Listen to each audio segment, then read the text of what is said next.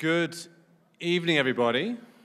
My name is Paul Gross. I'm a senior fellow here at the Menachem Begin Heritage Center. It's my great pleasure to welcome you here this evening.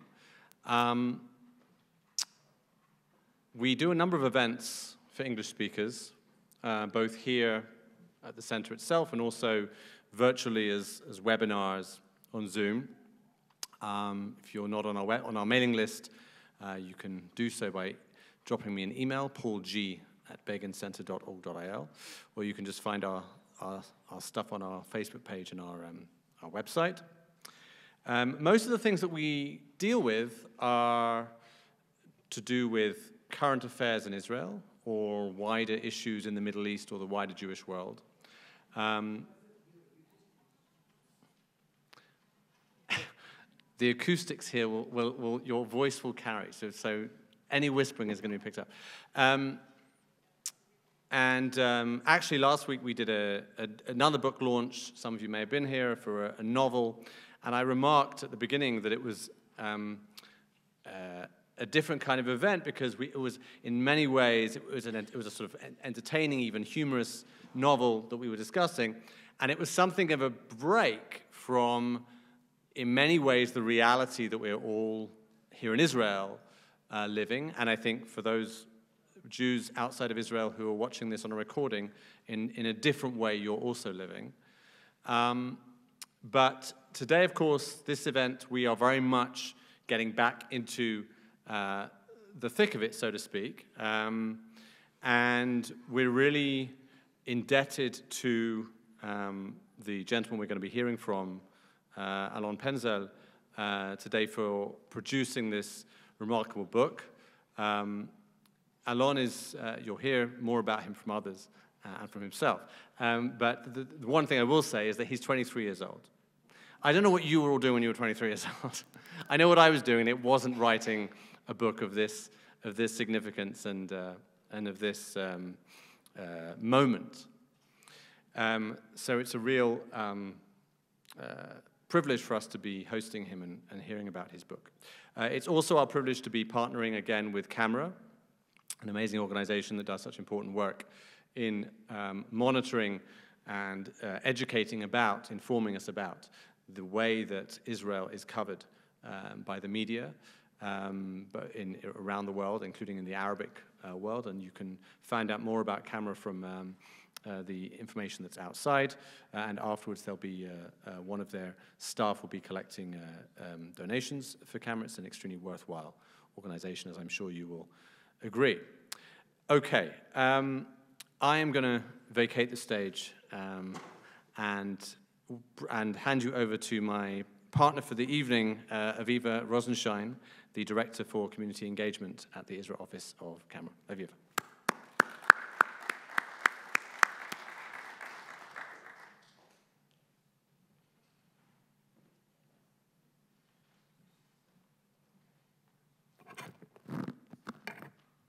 Thank you, Paul, for the introduction.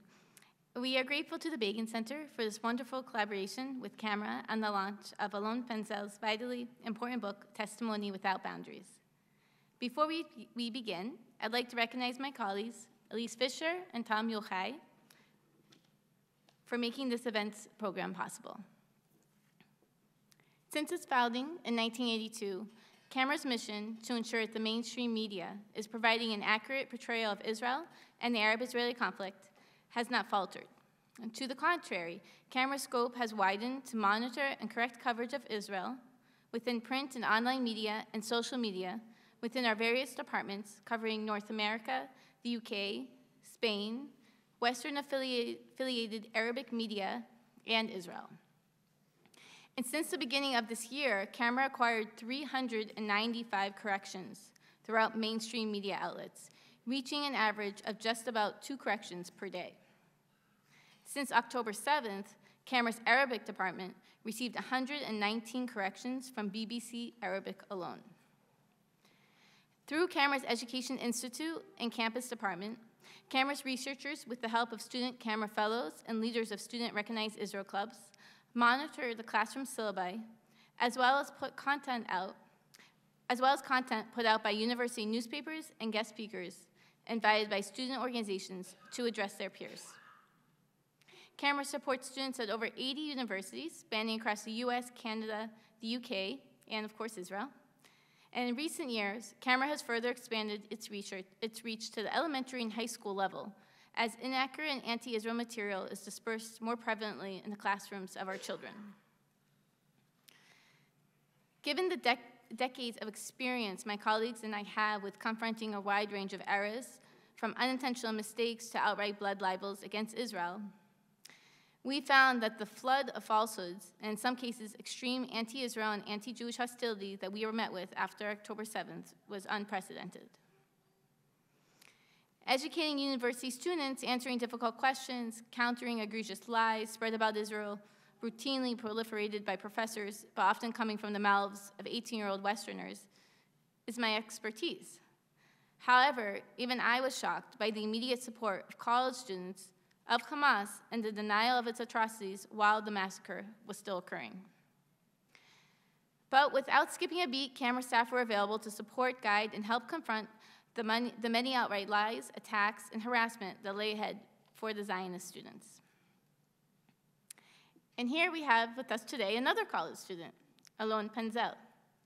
At age 16, Alon received the prestigious Ramon Award for excellence in leadership after publishing his first book, The Way Life Could Be. He served in the military as a spokesperson for the foreign press in the Unit of Coordination of Government Activities and Territories, and currently represents the State of Israel in the international arena at global conferences. In the summer of 23, Alon completed his year-long CAMERA fellowship, where he excelled in executing thoughtful educational events for Haifa University peers and published thoroughly researched articles. When I heard from Alon just days after October 7th, looking for ways to help, I wasn't at all surprised. He understood immediately the urgent need for the world to hear from Israelis to understand the gravity of what's happened in our country and to our people.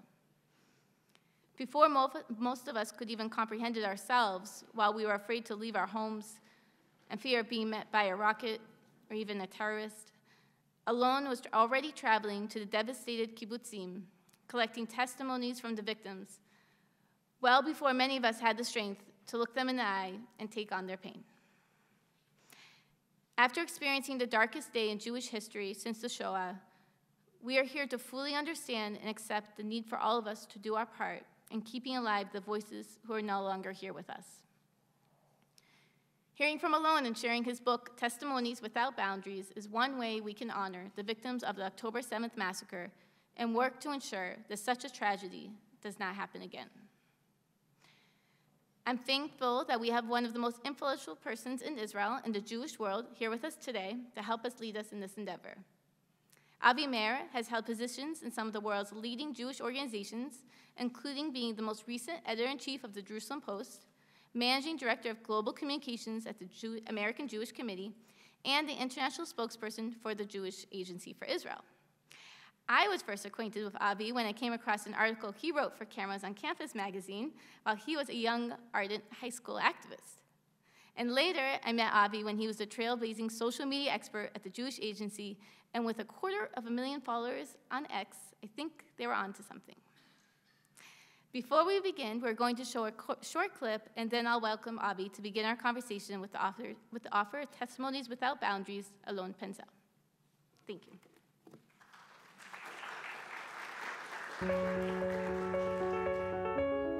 This year's National Book Week is nothing we've ever experienced before. The shelves of all Israeli bookstores are now filled with books written about the October 7th massacre.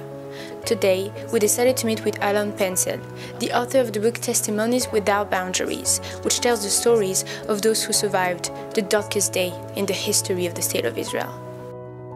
The book contains over 60 testimonies, most of them exclusive ones that haven't yet been exposed, that even the Israeli public itself has not yet been exposed to, that it is not yet aware of, obviously not the international community. The testimonies basically come from ZAKA volunteers, from Israel's Medical Forensic Institute, where the bodies that have not been identified are examined. Nova survivors, those who survived the festival and basically lost their beloved ones, and many more testimonies of those who were part of the most difficult, complicated, horrific day in the history of the State of Israel. The purpose is to distribute it worldwide as much as possible and to get to the most important institutions such as the UN and the White House and parliaments all over the world.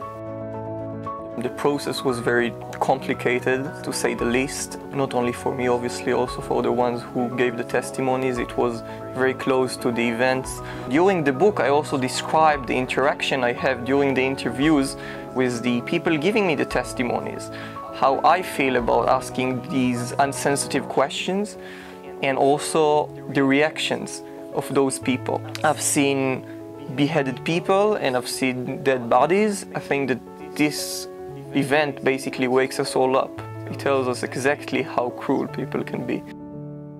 I would say that I'm also in cooperation with the Ministry of Foreign Affairs and the Ministry of Disapura and the Israeli organization called Israelis. The book is very significant mainly because it is uncensored. It tells the very true story of October 7th. The ministries that I described have already purchased thousands of copies in English in order to distribute the book in over 100 countries all over the world globally. I've sacrificed my mental soul, my mental health during the last 8 months for the State of Israel. Now I'm expecting everyone to take this book and distribute it as much as they can to make sure that people are exposed to the atrocities. This is our reality. And I'm going to make sure no one is able to deny it.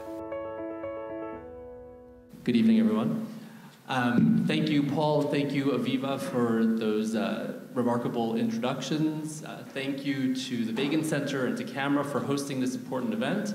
And thank you to all of you for coming out this evening and sharing with this experience with us. I think it's notable that we are gathering here, I believe it's 8 minutes after sundown, and it's now the 17th of Tammuz, the start of the 3 weeks. You all know, of course, that the 3 weeks culminate with Tisha B'Av, the 9th of Av, in which we read the book of Eicha, the book of Lamentations, which recounts some of the atrocities and horrors that were visited upon the city of Jerusalem during its destruction in the year 70 CE. And the descriptions there are quite graphic and very disturbing. Stories of women who were so crazed by hunger that they cooked their children and ate them, of young people being dragged away in shackles and chains, of a city desolate with foxes walking through the ruins of the destroyed temple. And as I read your book, Alon, it occurred to me that this could be a modern-day Eicha. In many respects, the stories that you bring to this audience and to the audience that will be reading this around the world are reminiscent of the tone that we read on Tisha B'Av, the pain, the horror that is often too difficult to believe, but of course, not too difficult to have actually happened. And it's a tribute to you that you have made this available to us, and I just want to start by saying thank you for putting yourself through the, I'm sure, tremendously taxing endeavor of writing this book and bringing it all to our attention. But before we jump into that, let's talk a little bit about you. We now know that you're 23 years old and that this is not your first, but rather your second book. You're from the Haifa area. Tell us a little bit about your background and how you got to where you are today. Hey guys, so I'm very excited to be here today. Thank you so much for coming, all of you guys. I appreciate it. It means a lot to me. So about me, first of all, thank you for being here with me as well. I'm 23-year-old, I'm from Haifa, I'm second year at political science at the University of Haifa. And I think that my entire life has been basically devoted, or I've been devoted to Israel's diplomacy, even if I wasn't part of Israel's MFA, in the Ministry of Foreign Affairs. I've always wanted to influence and make an impact somehow to change the situation, the diplomatic situation Israel is at. And during my youth, I tried to participate in as many organizations as possible in order to represent Israel, whether it's on social media or in international camps abroad or in lectures I went to overseas. And obviously October 7th changed everything, and it forced us to do something even more significant I don't know if I can say, just just help Israel's diplomacy, because it's mainly also commemorating the stories of those we lost and those who are no longer with us today. But that definitely was a very meaningful day in my life, personal life as well. I know that everyone in Israel, whether he was directly or indirectly affected by October 7th, felt perhaps it's like a personal tragedy, although it was a national one. And this is why I decided I had to do something, taking my entire basically experience and from life. I was also a spokesperson in the military for the unit of coordination of government activities in the territories. I was in consistent touch with hundreds of journalists on a daily basis to provide them with responses and statements regarding the Israeli-Palestinian conflict in general and regarding specific situations and occurrences. And then I felt like I had to bring my experience and do something positive in order to commemorate the stories and the testimonies of those who are no longer with us or those who are with us but have seen the worst. You know, many of us who lived through other traumatic experiences know exactly where we were that day. Some of us remember when John F. Kennedy was shot. Others of us remember September the 11th. I don't think you were alive. Where were you on October 7th? What did you experience that day? So I always say that on October 6th, I was at my friend's house, and we were discussing potentially, it was before the beginning of the year, the second year at the university. It was Friday, and we were thinking maybe we should go to Sinai tomorrow morning, just spontaneously. Just go visit Sinai, Egypt, have a little trip before the studies begins again. And then we went to sleep, and we woke up to a nightmare, basically. We woke up to, I live in Kiryat Bialik in the north. There weren't alarms, but obviously we all woke up to the same nightmare with the same events that at the beginning seemed impossible, seemed unreal. At the first time we saw the white car in Sderot, I think, with dozens of terrorists on it, and we saw the video, and I don't think any of us perhaps believed it was actually happening. It was actually real. Anyway, we're living in deep fake world. I couldn't believe it personally. But then when the news started coming early morning from what was happening and that Hamas was taking control over the kibbutzim and places, I already imagined like the number of casualties and injured. I thought to myself, they managed to infiltrate and invade the territories of the state of Israel. I know what our defense line is from the military. I know how strong, and if they managed to do it, they must have killed and murdered so many on the way. If they managed to conquer and occupy kibbutzim and moshavim inside Israel. So I think many of us will remember those days immediately after October 7th. There was such a sense of chaos. I think many of us felt like we were walking around in a daze, but you felt a sense of mission, and you took it upon yourself to create this project. How did this idea even come to you? How did this idea really generate in your mind?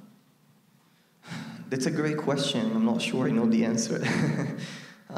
So at the beginning, as I said, I felt like it was a personal tragedy, and I felt that as long as I don't do anything to kind of understand what was actually happening, to understand the pain, understand the sacrifices, understand the atrocities that occurred,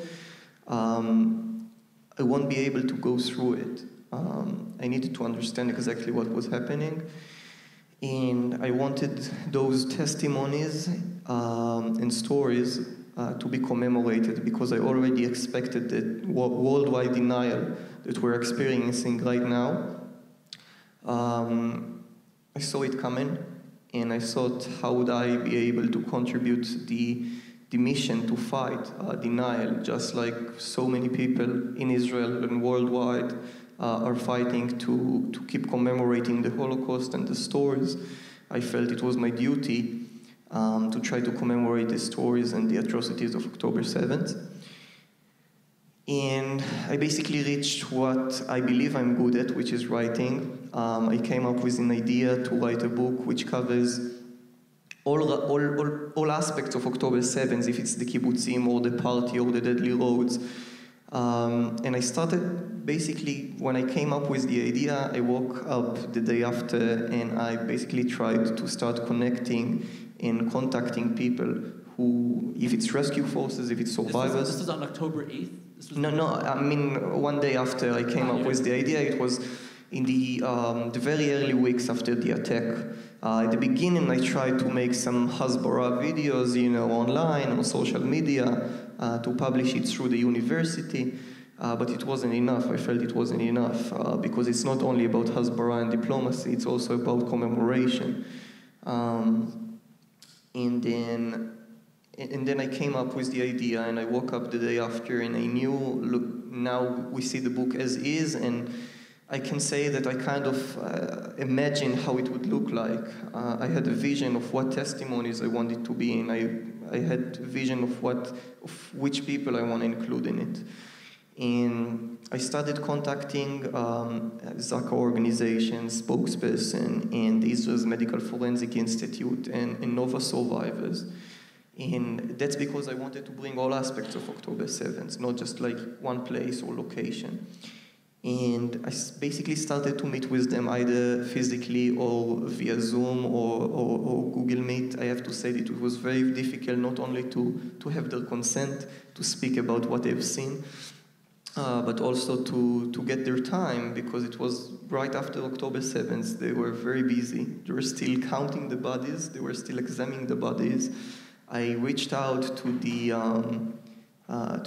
to some people and the spokesperson. Some told me, it's not going to happen. Like, it's not going to happen. You have to forget from it, because we get like requests from the New York Times and from the BBC who wanted to speak to our people.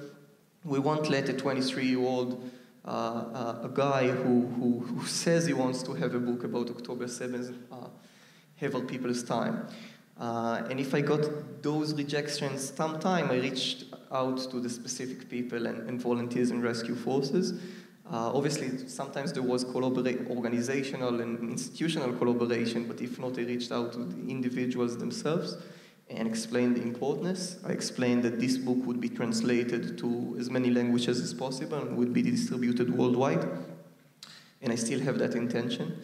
I wrote it in Hebrew, and it's now translated into English, and it will be translated to more languages, and it will be distributed worldwide, because we have the duty.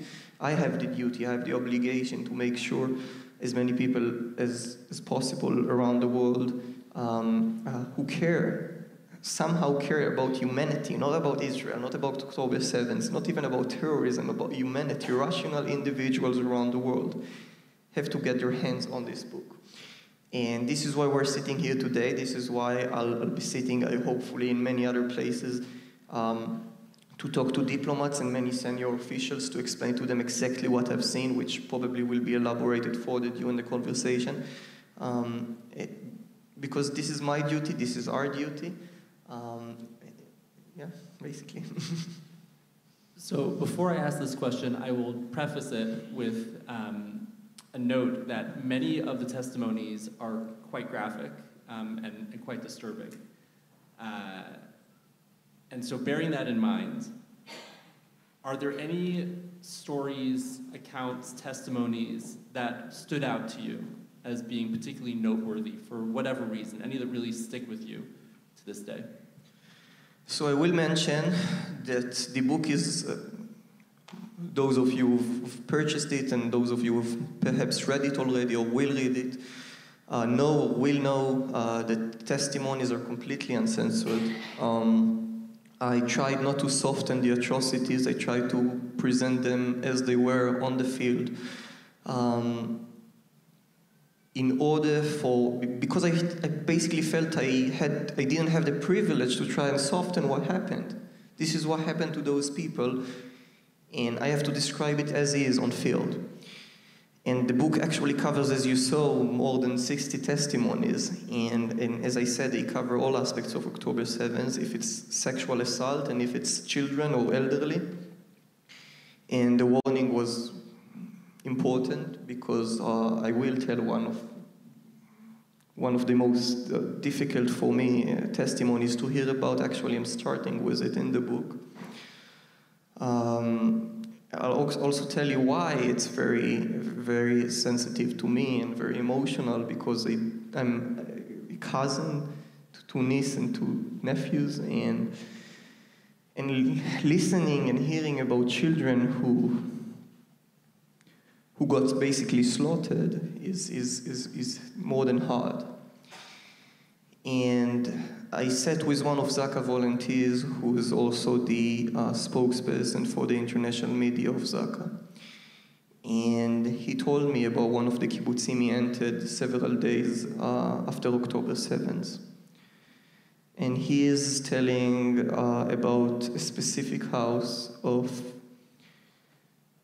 which he entered, and in the first room he found, it was hard to tell exactly what his age was, because at the moment those bodies were unidentified, but it was definitely a little child, a very young one, who was shot and burned. And then they moved to the next room, and they found another child in the next room, and that child had a knife in his skull, inside his skull. And next to his body, next to his dead body, his burned body, there was also a hammer, and on the hammer itself were still pieces of the toddler's skull. They didn't find any elderly in the house.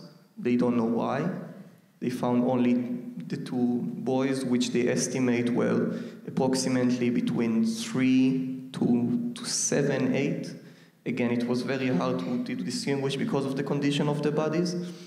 But again, the first one was completely burned and shot, and the other one was both killed with a hammer and with a knife. And that's exactly this is exactly what October 7th is about. It wasn't about coming here and murdering, committing a terrorist attack. It was about destroying every piece of humanity, about destroying the possibility that the family of this boy would come to his grave and pray for him, because they made sure that there was nothing left of him. I can also share about, I can tell you that in the book I tell about, we've all heard about different kinds of sexual assault during the time since October 7th, and unfortunately, probably, it's hard to say, but the hostages are still experiencing it as we speak. And in the book I describe sexual assault not only on women, also on men, which is something that we did not hear about often.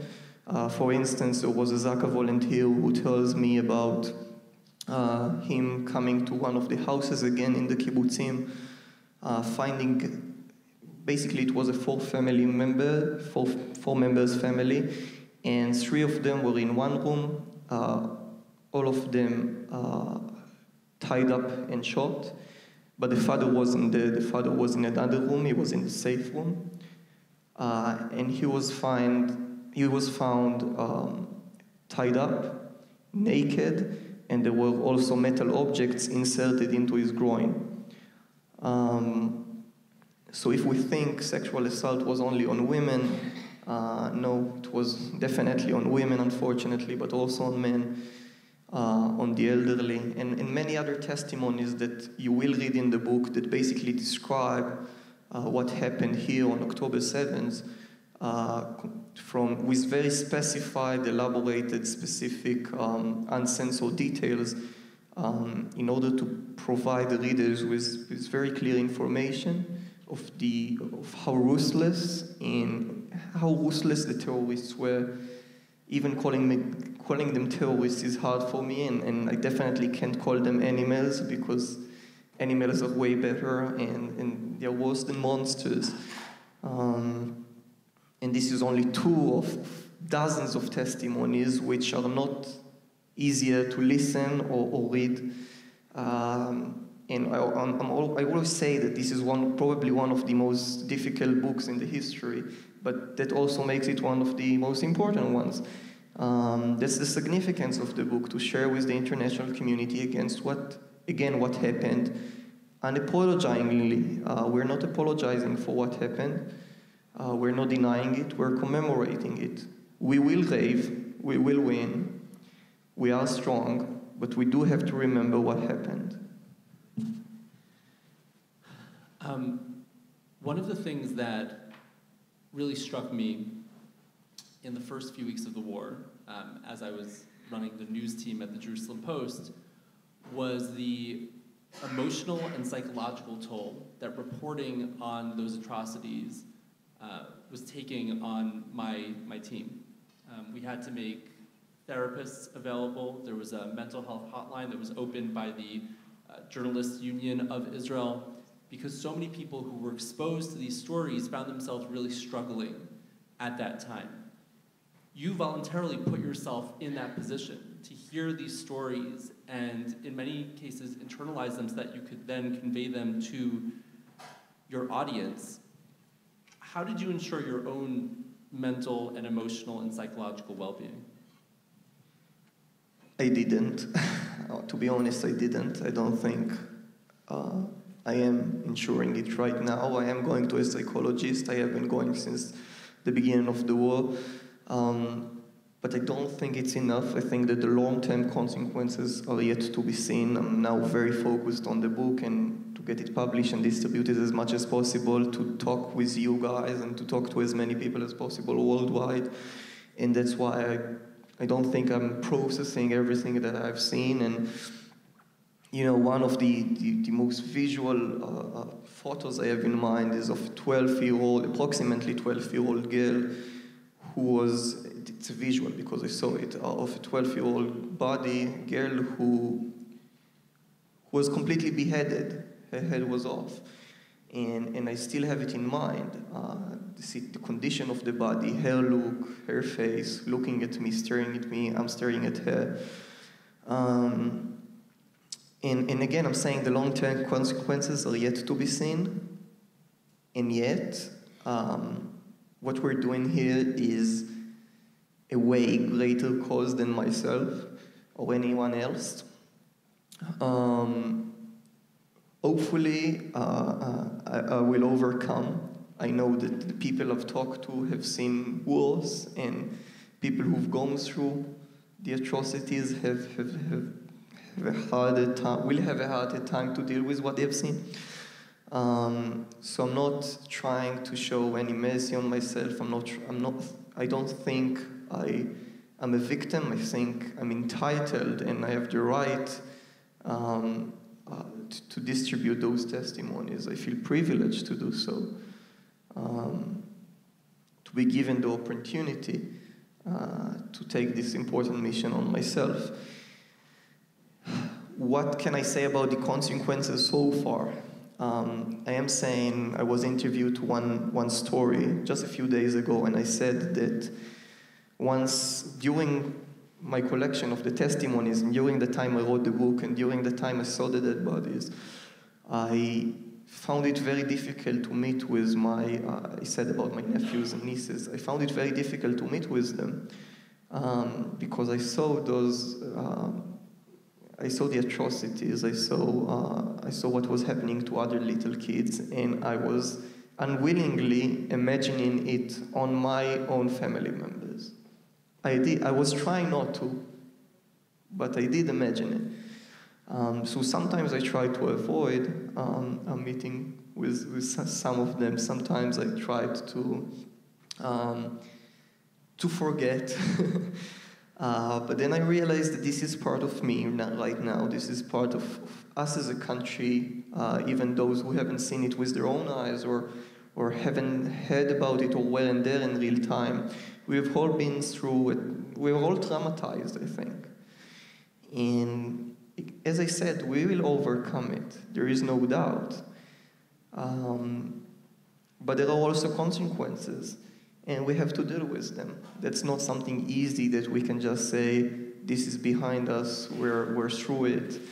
we have to accept the fact that we have gone through a very, very difficult traumatic event, and that overcoming it will probably be through realizing what happened, processing it, accepting it, commemorating those who we lost and the atrocities we went through, and overcoming it together as a country.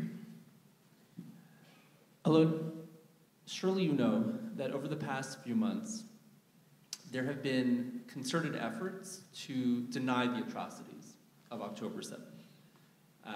All sorts of hostile actors have launched essentially media campaigns to discredit all sorts of accounts of what transpired on October 7th, including from some of the organizations that you mentioned earlier, and of course the instances of sexual violence. How do you respond to that, and how did you ensure that your book was bulletproof in that respect, that it could not be challenged in the same way? So first of all, I can tell you, I'll be honest and say that it will definitely be challenged by people in the international community. There would always be denial. No matter what we give the international community, there will always be denial. And even the testimonies here, and I'll just elaborate about how I was able to verify the testimonies, they will also be denied, definitely. We know how it works. But in terms of verification and trying to basically make sure that every testimony actually occurred, first of all, I had the testimonies from the volunteers and the rescue forces. That was the first step. And then I tried to make sure that I hear it from other volunteers and rescue forces as well. And then I tried to see videos and photos not only of the atrocities they describe, but also some of the videos, some of the atrocities and that they are in the videos, that the volunteers who are giving me the testimonies are in the videos as well. Once I was done with that, the most important step of verification, I believe, was making sure with both the police and Lav 433 and Israel's Ministry of Foreign Affairs and Israel's Ministry of Diaspora, verify with all those four huge institutions and all the relevant parties in them that the testimonies were actually verified. And in terms of ZAKA, for instance, to make sure that all the volunteers in my book went to the police and gave the testimonies, then the testimonies were approved by the police. And you know, I went to the Israel's Ministry of Foreign Affairs and the Israel's Ministry of Diaspora because I wanted them, and I still do, to distribute the book as much as possible and send it to as many embassies worldwide. And obviously they are governmental institutions. And they have to make sure that what they publish is completely 100% verified. And they told me, well, we need to take some time to go through it. We'll send it to as many people as possible in our offices, and we'll have them go through their book. And once they were done going through the book, they were confident. Although they were confident of the content, it wasn't enough for them. They sent me to speak with different groups who were responsible for different sections. For instance, they wanted to verify sexual assault, so they let me talk with a group of women who was assigned by the State of Israel on behalf of the State of Israel to check and verify sexual assaults from October 7th. They told me, do you want to cooperate with us? Do you want to work with us? You have to speak with them. You have to go through their adjustments if there are. And only once I did all of those stuff, which at the beginning I was kind of upset because I felt confident about what I verified. Only when I was done, they agreed to cooperate with me. Now I completely understand the importance of verification, obviously. And luckily, after this entire long, very frustrating, but also very significant process, the Ministry of Foreign Affairs is officially cooperating with me right now, purchased thousands of copies. They intend to distribute them in over 100 countries worldwide. They want to send me to as many embassies as possible worldwide to speak with senior officials and diplomats and the Jewish community and the non-Jewish communities over there, to go to protests with the book to try and distribute it as much as possible, both the Israel's Ministry of Foreign Affairs and the Ministry of Diaspora. And there is also the Israeli organization Israelis, which is a Hasbara organization which basically works very hard to publish the book as much as possible. We intend to go to different delegations in different countries together to publish the book. And that's our mission, basically. That's our mission. It will continue to be our mission.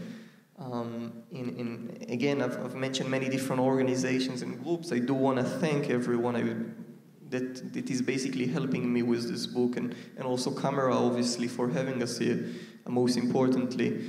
So I'm grateful, and I'm grateful not for, I know that your help and their help is sincere. I mean, you're not helping a 23-year-old person because they want to make me more ambitious about the future. You know, that's what I felt like when I was a teenager. People perhaps want to help me because I'm a young, determined person. They actually see the significance and the meaning of the book. They know how important it is that it will get out. This is not a personal initiative. This is a national initiative. And again, I'm saying, the purpose is to get to the White House and to the UN and to the EU and to the President of the United States, whoever it is going to be, and to basically influence those people, those organizations, with the book, with the atrocities. I often hear criticism that claims that those people and organizations already know what happened. But I can assure you that in this book there are testimonies that we have not yet heard of. The police and many other organizations, the Ministry of Foreign Affairs, did not know about some of the incidents that occurred on October 7th before they read the book. They published the horror movie to many different embassies, but you're telling me we didn't know. So we're actually going to give all of you the opportunity to ask Alon whatever questions you might have. As a reminder, a question is one sentence and ends with a question mark. So if anyone has a question they'd like to ask, please raise your hand, and we have a microphone, I think, that will circulate. There's a gentleman over there, I think. Do you have a microphone? You have one of these, I suppose. Just take mine.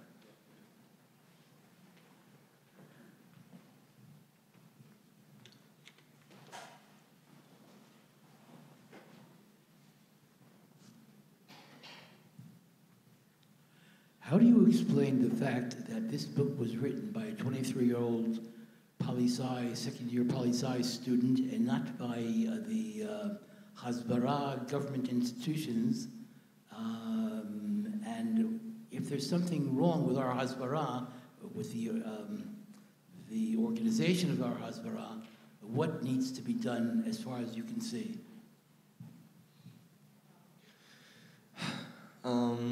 So that's a great question. I think, first of all, technically, and I'll answer not only technically, but technically the budget needs to be way higher. The budget Israel as a country dedicates to Hasbara and diplomacy. And generally, I do think that this is a great example. Perhaps bringing young, ambitious individuals to the front, those who are not officially obligated to the country, you know, so-called, if you let an official from the Ministry of Foreign Affairs speak to senior diplomats or leaders from a different country, so his credibility is controversial from the very fact that he's an employee of the government of the country. So if you send individuals who are not obligated to the country and just basically make Hasbara and diplomacy on their own just because they see its importance, and so I think it looks different. For instance, I can tell you that I spoke about the different embassies that I intend to go, and the Ministry of Foreign Affairs intends to send me there. I go there because I see the importance. I don't actually get paid for it. I don't actually do it because in order to finance myself or to make a living. I do it because it matters.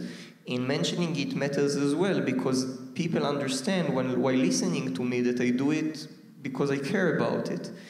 And perhaps this is the methods, thinking about coming up with people who are not obligated to the institution, in making Hasbara in a different way that we haven't yet, I think, tried. And we also have to believe that it can work. We're always saying people would hate us anyway. So people would hate us anyway. The question is, what is the amount of people and how much hatred would we tolerate when we're abroad? And I do think we can make an influence on the diplomatic situation of Israel. I do think there is a place to work harder and make an impact. And I'm looking forward to trying to do that personally. Other questions? Yes. This lady over here. First row. Sorry.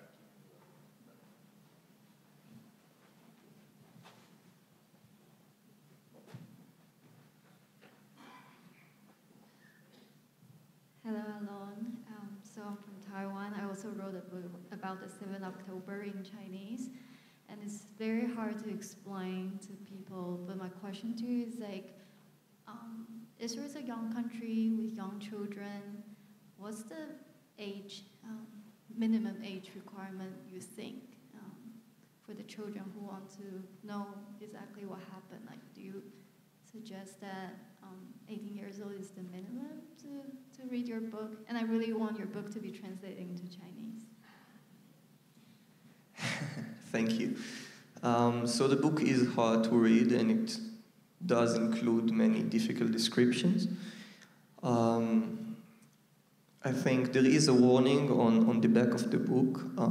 I think that obviously the minimum is 14, not less than that, and it depends on the individual. I think it's very subjective. Yeah, that's a great question. I think that we should try and get to as many people as possible, including young people who might be more sensitive and anxious about what happened, and this is the most sensitive period, obviously, that age, but this is also a very important age. This is a very curious age to know about the truth and about what happens and to find out more, not just listen to what it hears in the news, but also to try and deep in and try to get more information. So I am aware of the criticism. I'm not saying you're criticized it generally. I'm saying, that for children or teenagers it might be too hard. But I do think there is a place for the subjective individual teenager to try and figure out whether he's capable of reading the book. And I can also tell you that a very important thing, I knew it would be difficult not only for teenagers, but also for old people. And what I did in the book, and you can see it inside, is that I tried to divide it into titles. Different kinds of atrocities that occurred. For instance, if for an individual sexual assault is too trigger, but he does want to read about other events from October 7th, so he can do it because he sees the title and he won't read this specific testimony, he will read something else. If there is a parent who is too worried about reading about children, he can read about other stuff. I try to make it as accessible as possible to as many people as possible. But I'm not trying to deny the fact that the book is hard to read. This is our reality, so I couldn't make it easier. And I think it's a subjective decision for each individual, what to read, how much to read, what to get exposed to, in what extent, and it's basically subjective. And Chinese, can you repeat the Chinese question, like to translate it? Hopefully, it has not yet been translated to Chinese. If you have any idea, I'll be more than glad to cooperate. We're trying, we're on budget. I'm on budget, I'm trying to translate it to as many languages and distribute it as much as possible. Now it's on Amazon. So it's not only about translating the book, it's also about marketing it and getting into the American and British market. And I just looked at Amazon a few days ago, and this is really a challenge because there are so many pro-Palestinians who reach the book, just rate it 1 star just for, and I saw the position of the book in Amazon. We're basically in a race with Al-Tamimi's book on which book is sold more. So definitely we have to invest money and efforts also in distributing it and making sure that it gets to the American and British market. So if there is any idea for translation, I'll be more than happy to collaborate. Chinese is definitely important, and this is definitely one of the targets, destinations, absolutely. Additional questions? Lady up here.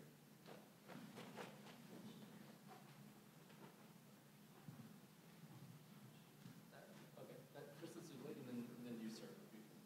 We'll have the next question. Hi, I didn't have a chance to read the book yet. I don't know if that's a good thing, but while writing it, you bore witness to some of the greatest human-to-human atrocities that I imagine you ever thought you'd see and experience. How has that changed your perspective of the Gazan people as a whole? You described Hamas as like, you said they're indescribable. Has this changed your perspective as an Israeli citizen? And also, one more thing. To what extent do you feel Israel underestimated the depravity of our enemies? So regarding the question, the first question you're asking about the people in Gaza in general, just not the residents in general. So I have to be honest and say that it's been 9 months, I think, 9 months approximately since the attack. And I haven't completely made up my mind yet about what I think politically about the situation, what I think should happen in the future with the war, with the territories, with Hamas, generally, you know. Those are very difficult questions that I don't think I do have a very strong answer to give. Probably I would have given you a very strong answer before October 7th, and then everything changes and you think twice. And hopefully I will come up with answers, and hopefully they will be positive, and hopefully I'll try to find some optimism, because currently the situation is that we're very pessimistic regarding the intentions of the other side. October 7th is not just violence. I think it also shared with us, or at least we feel it shared with us some of the intentions of the other side, because not only Hamas and other terrorist organizations invaded Israel, but also simple residents saw the opportunity. And yet, I do hope that the Palestinians and Arab countries and generally as many humane people as possible will, once they actually realize what happened, they will condemn it as much as possible, and it will be able to be more optimistic regarding our future possibilities, and that I will be with more answers in the future, and hopefully those answers will be positive. And the second question was about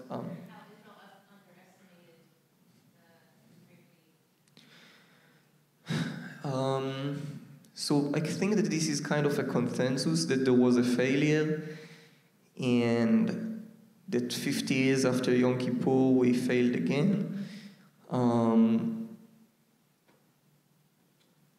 I definitely think many people should be responsible for what happened, should take responsibility. We definitely failed. There is no question here. I don't think anybody is denying it. We have to look into it and investigate it, definitely. That was basically a scandal, and I don't think it came from a bad place.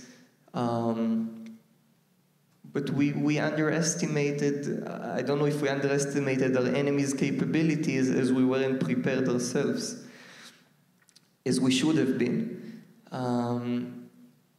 But this is more of a question, I think, to the political echelon and the military echelon.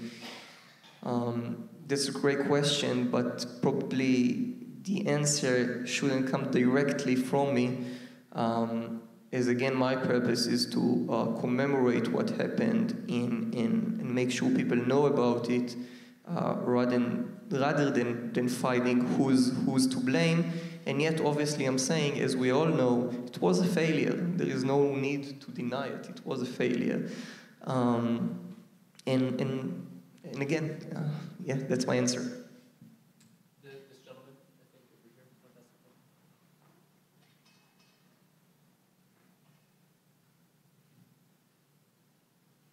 I hope at the top of your list of people to send the book to is J.D. Vance.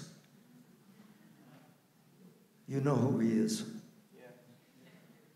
It would make a great impression, I believe, for this man to read the book. I have many people in mind. He is going to be a primary figure in the United States for the next 12 years. Wait, not a question, yeah, but... well... Any other questions before we wrap up this segment? You have a question? This gentleman.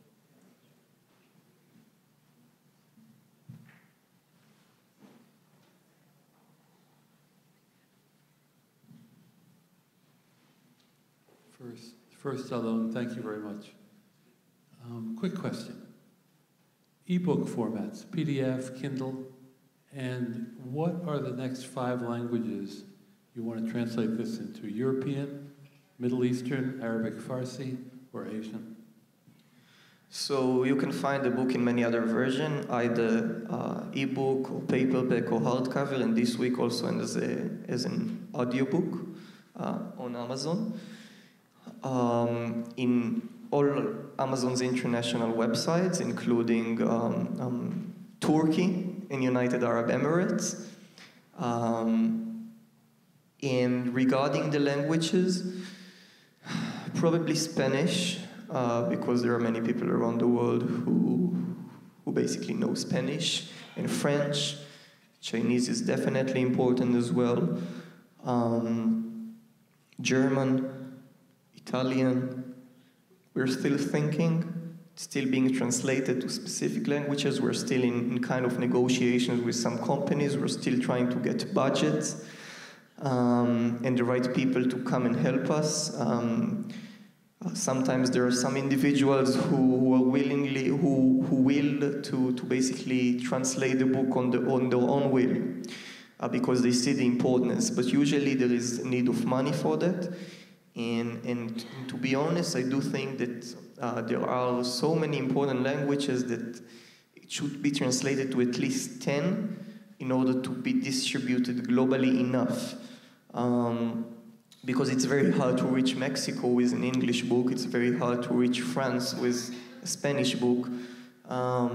So we have a lot of work ahead of us. This is just the beginning. And yeah, we're willing to work hard. So I'd actually like to answer Paul's question from the beginning and say that when I was your age, I think I was trying to figure out how to use the laundry machines in my dormitory in college. I was certainly not writing a book, and certainly not a book of this emotional and, I think, international impact. I'd just like to say thank you. Thank you for sacrificing your own project.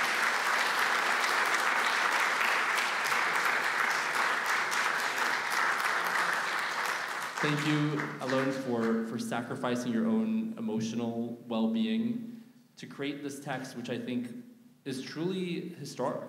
I think that this will have an impact well beyond perhaps even our lifetimes in documenting the atrocities of that day and ensuring that the stories of what transpired and what was visited upon us is not lost. So thank you so much.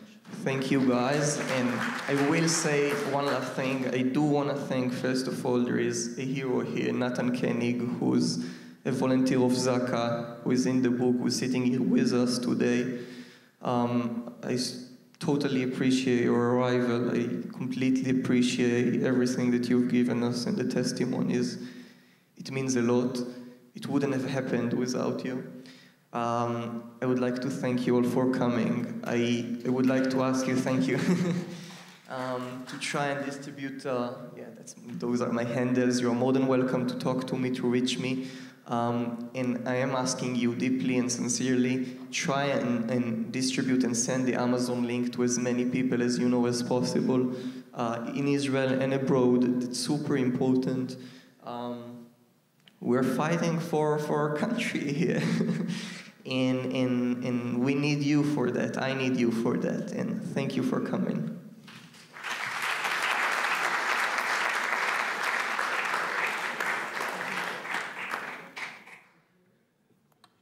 Thank you so much, Alon Penzel. Thank you so much, Avi Mayer. Thank you, everyone.